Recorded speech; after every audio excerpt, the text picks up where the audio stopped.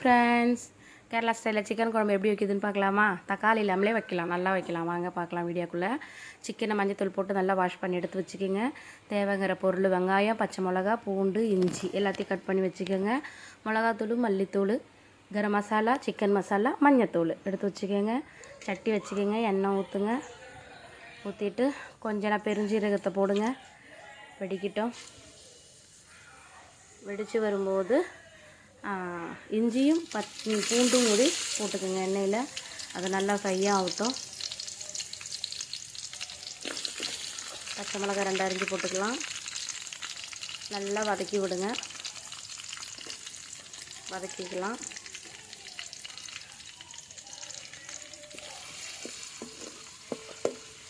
வாடி வரட்டும்.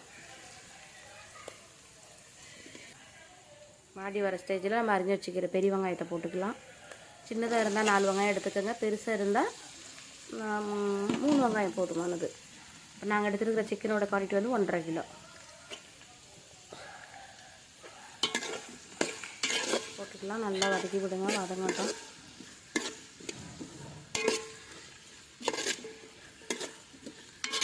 நல்லா வதக்கிக்கிட்டே இருங்க. கொஞ்சம் நல்லா ரோஸ்டட் ஆகட்டும். இன்னும் வதங்கலை. இன்னும் கொஞ்சம் நேரம் கூட இருந்து வேகணும். அது வெங்காயத்தோட கலர் வந்து லைட்டாக மாறி வரணும். மாறட்டும், வெயிட் பண்ணலாம். லைட்டாக ஆகி வந்துட்டுருக்கு கலரு.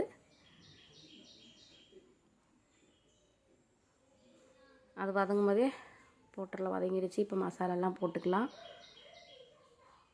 மிளகாத்தூள், மல்லித்தூள், சிக்கன் மசாலா, கரம் மசாலா, மஞ்சத்தூள் போட்டுக்கலாம்.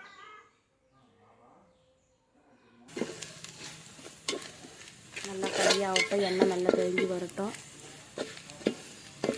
வதக்கி விட்டுக்கிட்டே இருக்கலாம். டீ கம்மி பண்ணிக்கோங்க. இந்த ஸ்டேஜில் கரைஞ்சி போகக்கூடாது. மசாலா கருப்பாகக்கூடாது. மீடியமில் வச்சுன்னு நல்லா வதக்கி விடுங்க. எண்ணெய் தெளிஞ்சு வரட்டும். இந்த ஸ்டேஜில் கொஞ்சம் தண்ணி ஊற்றி வதக்கி விடுங்க. மசாலாவோட பச்சை வாசனைலாம் போகிறதுக்காக தான் தண்ணி ஊற்றி நம்ம ரோஸ்ட்டு பண்ணுறது. நல்லா வதக்கி விடுங்க. நல்லா வதங்கி வரட்டும். இது வதங்கும் போது நல்ல வாசனையாக இருக்கும் நமக்கு. அந்த மசாலோடைய வாசனை ஃப்ளேவர் எல்லாம் சூப்பராக வரும் நமக்கு. இன்னும் கொஞ்சம் லைட்டாக தண்ணி ஊற்றிக்கலாம். ஊற்றி இந்த தண்ணி கூட வத்தட்டும். தண்ணி ஊற்றி நம்மளை ரோஸ்ட் பண்ணுறதுனால அந்த மசாலாவுடைய அந்த பச்சை வாசனை எல்லாம் போய் நமக்கு நல்ல ஸ்மெல்லை கொடுக்கும். அதனால தான் நம்ம தண்ணி ஊற்றி கிரேவி வந்து டைட் பண்ணுறோம்.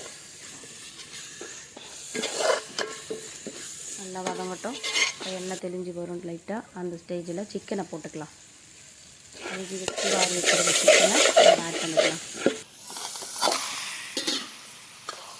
சிக்கனை போட்டு நல்லா வதக்கி விடுங்க. நல்லா மிக்ஸ் பண்ணி விடுங்க. அந்த மிளகாத்தூள் எல்லாம் சேர்ந்து சிக்கனோட நல்லா மிக்சிங் ஆகட்டும்.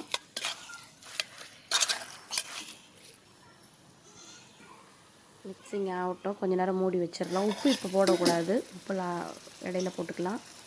இப்போ போட்டுக்கலாம். உப்பு போட்டாச்சு. நல்லா மிக்ஸ் பண்ணிவிடுங்க. உப்பு ஃபஸ்ட்டே போடக்கூடாதுன்னு ஏன் சொன்னேன்னா, அந்த டைமில் தண்ணி இல்லையா, அந்த டைமில் உப்பு போட்டால் ஒரு பீஸில் உப்பு போய் உட்காந்துரும். அதனால் உப்புடைய டேஸ்ட் வந்து ஒரு பீஸில் மட்டும் உட்காந்துற மாதிரி ஃபீல் வரும் நமக்கு. அதனால தான் என்ன பண்ணுறது, கொஞ்சம் தண்ணி வந்த பிறகு உப்பு போட்டு மிக்ஸ் பண்ணிட்டோம்னா அது எல்லா இடத்துலையும் ஈவனாக கரெக்டாக உட்காந்துரும். மூடி போட்டு வேக வைக்கலாம். திறந்து பார்க்கலாம் தண்ணி வந்துருச்சான்னு. லைட்டாக தண்ணி வர ஸ்டார்ட் ஆகிடுச்சு சிக்கன்லேருந்து. சிக்கனோட தண்ணியே போதுமானது. நம்ம திருப்பி தண்ணி ஊற்ற தேவையில்ல. கிண்டி விட்டுறலாம். நல்லா வதக்கி விடுங்க. திருப்பியும் இந்த ஸ்டேஜில் கருவேப்பிலை, மல்லி இலை போட்டுக்கலாம். கொத்தமல்லி இலை இருக்குதுங்க இல்லையா, அதையும் போட்டுக்கலாம். ஃபஸ்ட்டே போட்டால் எண்ணெயில் போடும்போது அந்த ஃப்ளேவர் அந்த எண்ணெயோடு சரியாக போயிடும். குழம்புல வராது. நம்ம இந்த ஸ்டேஜில் போட்டோம்னா அந்த கருவேப்பிலோடைய ஃப்ளேவரும் அந்த மல்லி இலையோட ஃப்ளேவரும் சிக்கன் இதில் வந்து இறங்கியோட எசன்ஸ் இறங்கும். அப்போ குழம்பு இன்னும் கொஞ்சம் டேஸ்ட்டாக இருக்கும். அதனால தான் பாதியாக வெந்ததுக்கப்புறம் போட சொல்கிறது. மூடி போட்டு வேக வச்சுக்கலாம்.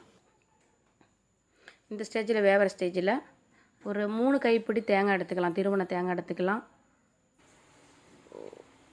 ஒரு சிறிய டீஸ்பூனில் ஒரு 1.5 டீஸ்பூன் பெருஞ்சீரகம் போட்டுக்கலாம். தண்ணி லைட்டாக ஊற்றிக்கலாம்.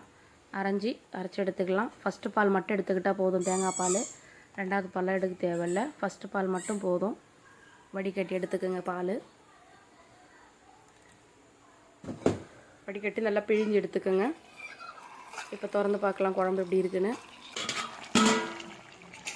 தண்ணி வந்துருச்சுங்களா? போதுமான தண்ணி. நான் சொன்னேன்னா சிக்கன்லேருந்து தண்ணி வரும்னு. நல்லா வதக்கி விடுங்க. கிண்டி விடுங்க, இலக்கி விடுங்க. நல்லா வதக்கி விட்டுட்டு